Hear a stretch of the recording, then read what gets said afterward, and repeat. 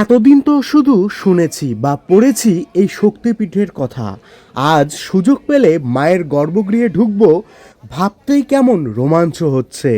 নীলাচল পাহাড়ের চূড়ায় অবস্থিত এই মন্দিরটা যত না প্রাচীন, তার থেকেও প্রাচীন রহস্যময়ের ইতিহাস। সুপ্রভাত। আজ আমরা আজকের যাত্রা শুরু করছি গুয়াহাটি শহরের উজ্জ্বলনগর থেকে। উবেরে করে আমি এখন যাচ্ছি কামাখ্যা মায়ের দর্শন করতে।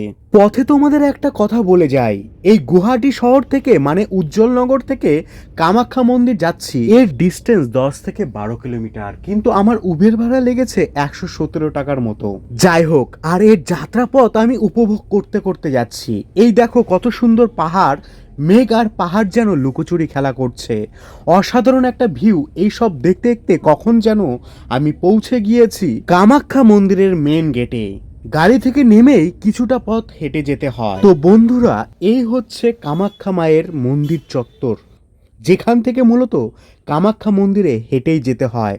আর চারিদিকে দেখো এরকম বিভিন্ন দোকানপাট, পুজো সামগ্রী বিক্রি হচ্ছে। এখানে আবার পুজো দিয়ে বাইরেও বের হচ্ছে অনেক মানুষ, আবার অনেক মানুষ আমাদের সঙ্গেই ভেতরেও যাচ্ছে।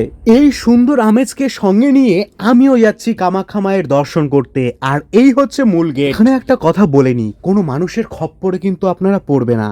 এখানে সরকারিভাবেও বিনা পয়সায় টোকন কেটে আপনি পুজো দিতে পারবেন।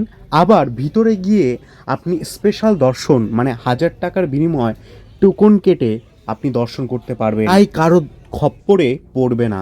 আর এই হচ্ছে মূল গেট। গেটের দুধারে দেখো কত সুন্দর সামগ্রীর দোকান, পুজো সামগ্রীর দোকান। এতদিন তো শুধু শুনেছি বা পড়েছি এই শক্তিপীঠের কথা, আজ সুযোগ পেলে মায়ের গর্ভগৃহ ঢুকবো, ভাবতেই কেমন রোমাঞ্চ হচ্ছে। কামাখ্যা মায়ের মন্দিরের গেটে যাওয়ার মূল রাস্তাতে এইভাবে তোমরা দুধারে প্রচুর পুজো সামগ্রীর দোকান দেখতে পাবে। চাইলে এখান থেকে তোমরা বিভিন্ন জিনিস কেনাকাটা করতেই পারো। আর ওই যে দেখো দেখতে পাওয়া যাচ্ছে গেট বা চূড়া, এই চূড়াটাই হলো মন্দিরের মূল গর্ভগৃহে যাওয়ার একটি অন্যতম দ্বার। তো এই হচ্ছে কামাখ্যা মন্দিরের মূল মন্দির। সত্যি বলছি বন্ধুরা, এখানে এসে আমার মনটা একদম শান্ত আর স্নিগ্ধ হয়ে গেল। কামাখ্যা মন্দিরের এই কারুকার্য যা দেখছো তা সত্যিই যে কাউকে মুগ্ধ করবে, তা এখানে না এলে তুমি বুঝতেই পারবে না। তো এখানে এসে এর ইতিহাসটা যদি একটু না জানি, না বলি তোমাদের মাঝে, তাহলে হয়তো অন্যায় হয়ে যাবে। নীলাচল পাহাড়ের চূড়ায় অবস্থিত এই মন্দিরটি যতটা প্রাচীন, তার থেকেও প্রাচীন রহস্যময় এর ইতিহাস। এ তো আমরা সবাই জানি যে কামাখ্যা মন্দির হচ্ছে একটি তন্ত্র সাধনার অন্যতম প্রধান কেন্দ্র। এটি হলো 51 সতীপীঠের অন্যতম আদি শক্তিপীঠ।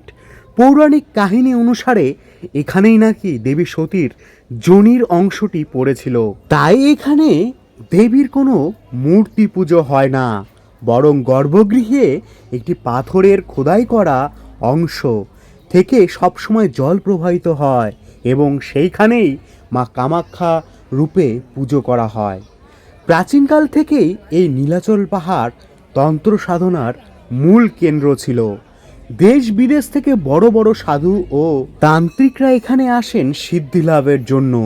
বিশেষ করে আম্বুবাচী মেলার সময় এই মন্দিরের তন্ত্র সাধনার রূপ এক অন্য মাত্রায় পৌঁছে যায়।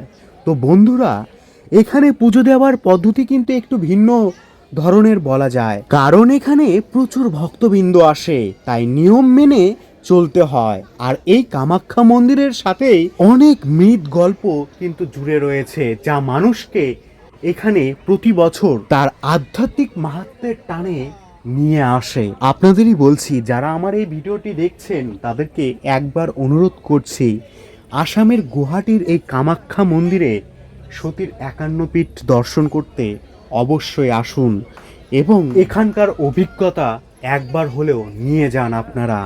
আশা রাখছি আপনাদেরও ভালো লাগবে। বিশেষ করে আম্বুবাচী মেলা যখন হয়, এখানে কিন্তু দেশের বিভিন্ন অঞ্চল থেকে তথা বিদেশ থেকেও সাধু সন্ন্যাসী এবং ভক্তবিন্দুরা কিন্তু আসে মায়ের দর্শন করতে। তো বন্ধুরা, আপনারা যারা ভিডিওটি দেখছেন, আপনাদের কেমন লাগছে, বা আপনারা কি কখনো এই কামাখ্যা মন্দিরে এসেছিলেন, তার অভিজ্ঞতাই বা কেমন ছিল, চাইলে আমাদের কমেন্ট বক্সে আপনাদের অভিজ্ঞতা শেয়ার করতে পারেন আমাদের সঙ্গে। আর এমন নতুন নতুন ভিডিও পেতে আমার এই চ্যানেলটি অবশ্যই সাবস্ক্রাইব করে রাখতে পারেন।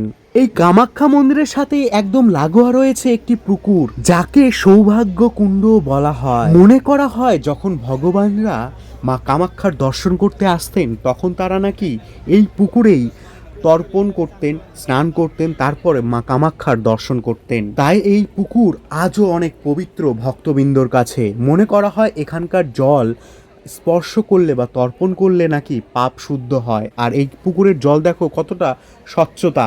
তো এই পবিত্র জলে নিজেকে শুদ্ধ করে আমরা চলে গেলাম মায়ের গর্ভগৃহে পুজো দিতে।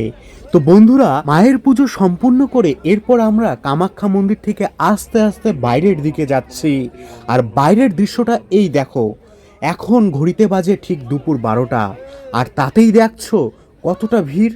সকালবেলা যখন এসেছিলাম বন্ধুরা, তখনও কিন্তু ঠিক একই রকম ভিড় চোখে পড়েছিল। মায়ের মহিমা সত্যি অপরিসীম, সারাদিন এখানে ভক্তদের ঢল নেমেই থাকে। তো এই হচ্ছে আজকের মতো আমার মূল বিষয়বস্তু। কেমন লাগলো মায়ের দর্শন করে কমেন্টে অবশ্যই জানিও। আর পরের পার্ট কি গল্প আর কোন নতুন জায়গা থাকছে আসামের গুয়াহাটি তা দেখতে পাবে পরের ভিডিওতে। ভিডিওটি ভালো লাগলে অবশ্যই লাইক করে রেখো আর বন্ধুদের সাথে শেয়ার করতে ভুলো না। চ্যানেলটি সাবস্ক্রাইব করে পাশে থাকবে। ধন্যবাদ। জয় মা কামাখ্যার জয়।